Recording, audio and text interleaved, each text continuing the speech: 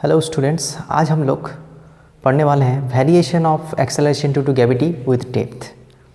पिछले दिन हम लोग पढ़े थे कि हाइट के साथ साथ एक्सेलरेशन ड्यू टू ग्रेविटी कैसे चेंज होता है। आज हम लोग पढ़ेंगे कि अगर हम लोग डेप्थ में जाएंगे, नीचे जाएंगे अर्थ सरफेस से, तो उसका ग्रेविटी में क्या बदलाव आएगा, वो फार्मूला हम लोग निकालने वाले हैं। तो कोई भी प्लैनेट के लिए एक फार्मूला वैलिड है। मान लेते हैं हमारे पास एक प्लैनेट है, मान लेते हैं कि अर्थ है, इसका मास कैपिटल M और रेडियस R है, और यहाँ पे सरफेस पे अगर ये यहाँ पे एक बॉडी रखेंगे स्मॉल m मास का, तो यहाँ पे कितना फोर्स लगेगा उसके ऊपर, G capital M small m by R square. तो लिखते हैं एट सरफेस में अगर हम लोग एक बॉडी को रखेंगे तो उसके ऊपर लगने वाला फोर्स जो होता है वो क्या होगा, G capital M small m by distance between them. जब हम लोग कोई एक्सटेंडेड बड़ा बॉडी होगा तो उसके लिए डिस्टेंस हमेशा कहाँ से मेजर करना होगा, सेंटर से। तो ऐसे तो दिखने में लगता है कि तो इसमें इन दोनों के बीच में कोई डिस्टेंस नहीं है, तो उसके सरफेस में ही है, लेकिन डिस्टेंस है। इसका सेंटर यहाँ पे है और इसका सेंटर यहाँ पे है, तो दोनों का डिस्टेंस कितना है, R, सो R स्क्वायर। ओके, अब हम लोग क्या कर सकते हैं, यहाँ पे F इक्वल्स टू ma अगर लगाएंगे, Newton second F equals to ma, so F मतलब total force on the small m mass small m, और यहाँ पे G मतलब एक्सेलरेशन ड्यू टू ग्रेविटी, ये है फोर्स ड्यू टू ग्रेविटी, ये acceleration due to gravity. So G का value यहाँ पे निकल जाएगा G capital M by R square. ठीक है, तो ये हो गया सरफेस में एक्सेलरेशन ड्यू टू ग्रेविटी का वैल्यू, पहले भी हम लोग ये निकाल चुके हैं। अब बात करते हैं कि अगर इस मास को थोड़ा सा डेप्थ में ले जाएं, कितना डेप्थ में, मान लेते हैं कि D डेप्थ नीचे जाने के बाद यहाँ पे मास रखा हुआ है, अब इसके ऊपर कितना फोर्स लगेगा। What is acceleration due to gravity, the acceleration produced by the gravitational force towards the centre of the earth. Centre की ओर अर्थ कोई भी बॉडी को अपनी ओर खींचता है, और उसके लिए जो एक्सेलरेशन प्रोड्यूस होता है उसका नाम है एक्सेलरेशन ड्यू टू ग्रेविटी। अब देखो इस D डेप्थ आने के बाद सिर्फ यही वाला पोर्शन इसको खींचेगा सेंटर की ओर, तो सिर्फ ए वाला पोर्शन जो है अर्थ का पूरा पोर्शन काम में नहीं आ रहा है, सिर्फ ये वाला पोर्शन काम में आ रहा है। अंदर वाला जो स्पेयर है वो वाला पोर्शन इस बॉडी को, अब तो यहाँ पे है बॉडी, अंदर की ओर खींच रहा है, वो फोर्स निकालना है और कॉरस्पॉन्डिंगली एक्सेलरेशन निकालना है। तो हम लोग मान लेते हैं कि यहाँ पे फोर्स कितना होगा, F इक्वल्स टू M में लगाते हैं, M G ये लगाते हैं, तो यहाँ पे क्या हो जाएगा, देखो F की जगह, ध्यान से देखना पड़ेगा, F की जगह हो जाएगा G फर्स्ट मास मतलब पूरा कैपिटल M मास नहीं, सिर्फ A वाला पोर्शन का मास, क्योंकि अभी इस बॉडी को A वाला मास अपनी ओर खींच रहा है। तो यहाँ पे इसका मास क्या होगा, बोलो इसका मास क्या, देखो पूरा जो मास है कैपिटल M वो पूरा वॉल्यूम में डिस्ट्रीब्यूट है, 4/3 पाई R क्यूब में डिस्ट्रीब्यूट है। सो पर यूनिट वॉल्यूम में कितना डिस्ट्रीब्यूट है, इतना। ये क्या है, डेंसिटी है, मास पर यूनिट वॉल्यूम। तो इतना वॉल्यूम में कितना मास है, this multiplied by this volume. Okay, तो यहाँ पे रो कितना, रो, और इसका वॉल्यूम क्या है, इसका वॉल्यूम है 4/3 pi capital R minus small d उसका होल क्यूब, और नीचे आ जाएगा R माइनस डी उसका whole square, distance square M G dash. और दोनों का बीच में डिस्टेंस कितना है, अभी तो डिस्टेंस घट गया है ना, अभी कितना डिस्टेंस बचा, R माइनस डी बचा, तो इसीलिए R माइनस डिस्टेंस स्क्वायर। तो यहाँ से हम लोग G डैश क्यों लिखा है, क्योंकि यहाँ पे वैल्यू G है और डेप्थ का वैल्यू हम लोग G डैश मान लिया। तो यहाँ पे हम लोग इसको कैलकुलेशन करेंगे तो क्या हो जाएगा, 4/3 pi G rho capital R minus small d is equal to G dash. Equation number 2 आ गया। अब इसको हम लोग क्या करते हैं, थोड़ा सा अलग स्टाइल में लिखते हैं।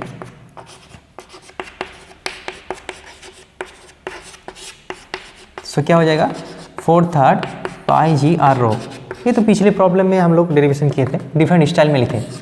अब हम लोग क्या करते हैं, 2 डिवाइडेड बाई 1 कर देते हैं। इक्वेशन नंबर 2 डिवाइडेड बाई अगर 1 कर देंगे तो हो जाएगा G dash by G, that should be equals to R minus d by R। इसको सिंप्लीफाई करने से हो जाएगा 1 minus d by R। So ultimately क्या हो जाएगा, अल्टीमेटली हो जाएगा G dash is equals to G multiplied by 1 minus d by R। So this is the formula of acceleration due to gravity at depth d. ठीक है, numerical में क्या करेंगे, डेप्थ की जगह वो डेप्थ जो दिया रहेगा वो यहाँ पे डाल देंगे। आर मतलब रेडियस ऑफ द प्लैनेट्स, अर्थ के लिए कितना है 6400, और जी मतलब सरफेस का वैल्यू अर्थ के लिए कितना है 10 मीटर पर सेकंड स्क्वायर या फिर 9.8 मीटर पर सेकंड स्क्वायर। तो ये जो वेरिएशन फार्मूला है हर एक प्लैनेट के लिए सेम है, हालांकि जो सरफेस का वैल्यू है वो अलग अलग हो सकता है। ठीक है, so this is the way we can derive this variations. Okay, अब हम लोग क्या करते हैं, इसके ऊपर एक न्यूमेरिकल्स करते हैं, कर लेते हैं। पहले प्रॉब्लम को अच्छे से पढ़ते हैं। Find the depth at which value of acceleration due to gravity becomes 25% of surface value. कितना डेप्थ में जाने के बाद एक्सेलरेशन ड्यू टू ग्रेविटी का वैल्यू सरफेस में जितना वैल्यू है उसका 25% हो जाएगा। यहाँ पे बिकम्स बोला है, रिड्यूस्ड नहीं बोला है। अगर बोलता 25% रिड्यूस्ड तो हो जाता है 75%, लेकिन बिकम्स बोला है मतलब 25% ही हो गया है। मतलब फर्स्ट प्रॉब्लम जी डैश जो है, मतलब जो डेप्थ में जो नया जी बनेगा उसका वैल्यू क्या होगा, जो ओरिजिनल जी था सरफेस में उसका 25% हो जाएगा। 25% ऑफ जी ये हो गया। अब इसको क्या लिख सकते हैं हम लोग, 25% मतलब क्या होता है 1/4, 25/100। और जी डैश की जगह हम लोग क्या लिख सकते हैं, g multiplied by 1 minus d by R. Depth वाला फॉर्मूला हम लगा देंगे यहाँ पे। तो यहाँ पे जो g है, g तो कैंसिल आउट हो जाएगा, तो यहाँ पे क्या बचेगा 1 minus d by R is equal to 1/4। So d by R is equal to 1 minus 1/4, so 3/4। So d is equal to 3/4 multiplied by R. R का वैल्यू क्या होता है 6400 kilometres. Okay, so 3/4 multiplied by 6400 kilometre में है, मतलब क्या हो जाएगा 4800 किलोमीटर्स। ओके, अर्थ का जो रेडियस होता है वो क्या होता है 6400 किलोमीटर होता है, और मास कितना होता है 6 मल्टीप्लाइड बाई 10⁻24 kg। तो इस तरह से हम लोग सॉल्व करते हैं, बहुत ही ईजी है। लेकिन ये बात को ध्यान रखना है, इट बिकम्स 25% और इट इज़ रिड्यूस्ड बाई 25%, दोनों अलग बात होता है। ठीक है, जैसे कि इसका लेंथ है 10 सेंटीमीटर, ये 2 सेंटीमीटर हो गया, इसका मतलब अलग है, और ये 2 सेंटीमीटर घट गया, इसका मतलब अलग है। If it is reduced by 2 that means it becomes 8, if it is becomes 2 मतलब इट इज़ 2। ओके, तो ये बात हमेशा ध्यान में रखना है। ये हो गया। अब सेकेंड प्रॉब्लम को देख लेते हैं। सेकेंड प्रॉब्लम जो है MCQ फॉर्म में दिया है, the acceleration due to gravity at height 1 kilometre above the earth. Earth के 1 किलोमीटर ऊपर जो एक्सेलरेशन ड्यू टू ग्रेविटी होगा is the same at depth d below the earth surface. d depth में वही value होगा। हम लोगों को पता है कि जो वैल्यू ऑफ द एक्सेलरेशन होता है वो सरफेस में मैक्सिमम होता है, अगर ऊपर जाएंगे तो घटेगा, नीचे जाने से भी घटेगा। तो यहाँ पे बोला गया है कि 1 किलोमीटर अबव जो वैल्यू होगा d डेप्थ में ही वो एक ही वैल्यू होगा। मतलब ये अर्थ है, तो इसका d डेप्थ में यहाँ पे इसका जो वैल्यू होगा g का, और 1 किलोमीटर हाइट में यहाँ पे भी वही वैल्यू होगा, इन दोनों का वैल्यू सेम होगा। मतलब सरफेस से 1 किलोमीटर ऊपर यहाँ पे जितना वैल्यू होगा, सरफेस से d डिस्टेंस नीचे यहाँ पे वही वैल्यू होगा। तो यहाँ पे पता करना है कि d का वैल्यू क्या होगा। ठीक है, तो हम लोग क्या करते हैं, यहाँ पे वैल्यू क्या होगा, यहाँ पे कौन सा फॉर्मूला लगाना पड़ेगा, g dash equal to g into 1 minus 2h by R. ये हाइट का फॉर्मूला लगाना पड़ेगा। एक्चुअली हाइट का फॉर्मूला ये है क्या, नहीं है। हाइट का फॉर्मूला तो ये था g into R square by R plus h उसका होल स्क्वायर। लेकिन हम लोग इस शॉर्टकट फार्मूला यूज़ कर सकते हैं। क्यों, पिछले दिन हम बताए थे कि यही फार्मूला एक स्पेशल केस में ऐसे कन्वर्ट हो जाता है, सिंपल हो जाता है। कौन सा केस में, जब h is very very less than r। यहाँ पे h कितना है 1 किलोमीटर्स और r कितना है 6400 किलोमीटर। तो अर्थ के रेडियस के कंपेयर में ये जो हाइट हम लोग जा रहे हैं वो बहुत ही लेस है, छोटा है। तो उसके लिए हम लोग ये अप्रोक्सीमेट फार्मूला लगा सकते हैं, इसमें कोई दिक्कत की बात नहीं है। इजीली हम लोग इसको लगा सकते हैं, इसीलिए हम लोग इसको लगा दिया। ठीक है, तो यहाँ पे जी से कुछ g into 1 minus 2h by R हो गया। तो यहाँ पे क्या हो जाएगा बोलो, g multiplied by 1 minus 2, h मतलब 1, r मतलब 6400।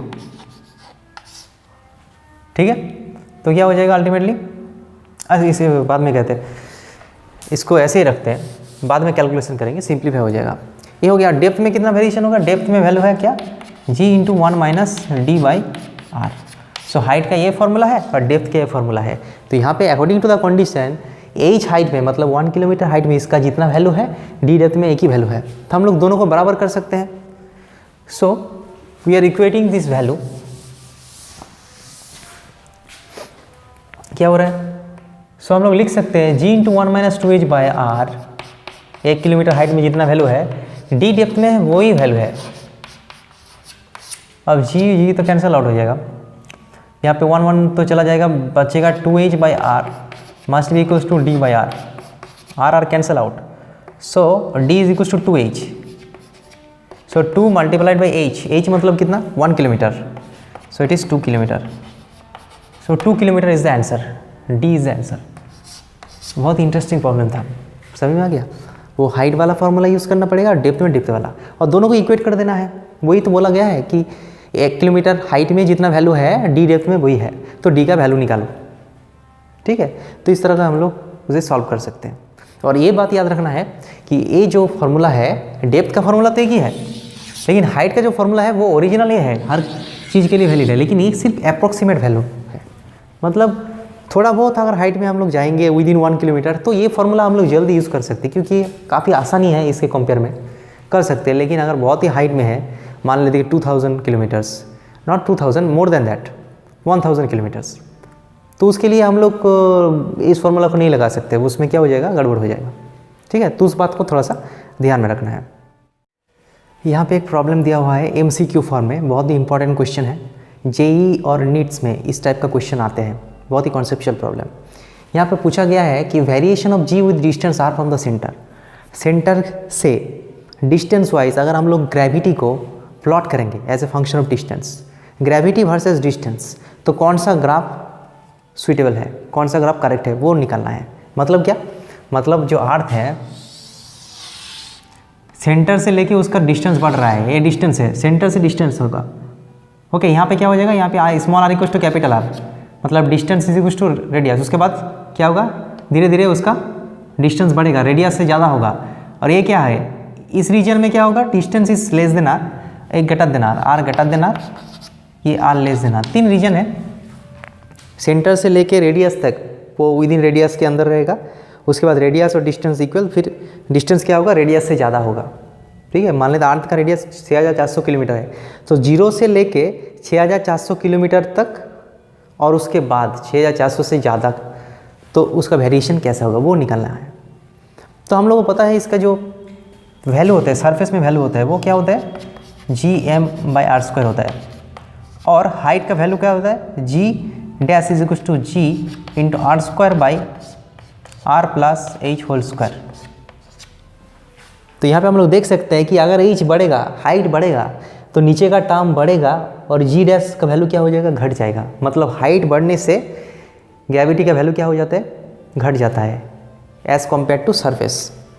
और डेप्थ में क्या होता है, 1 minus d by R, depth में भी घटता है। d अगर बढ़ेगा तो ये चीज़ बढ़ेगा, तो 1 माइनस कोई चीज़ जो है ये बढ़ेगा तो ये पूरा चीज़ घटेगा, मतलब g डैश का वैल्यू घटेगा, ठीक है।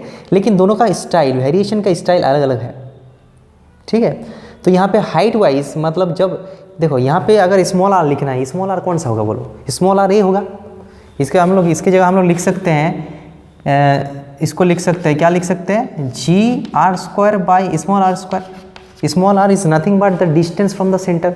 एज हाइट में जो है वो उसका डिस्टेंस क्या है, मतलब r, cap small r is the distance, तो इसको डिस्टेंस लिख सकते हैं। और यहाँ पे हम लोग क्या लिख सकते हैं, g multiply 1 minus small r by capital R, ये भी एक डिस्टेंस है, ठीक है।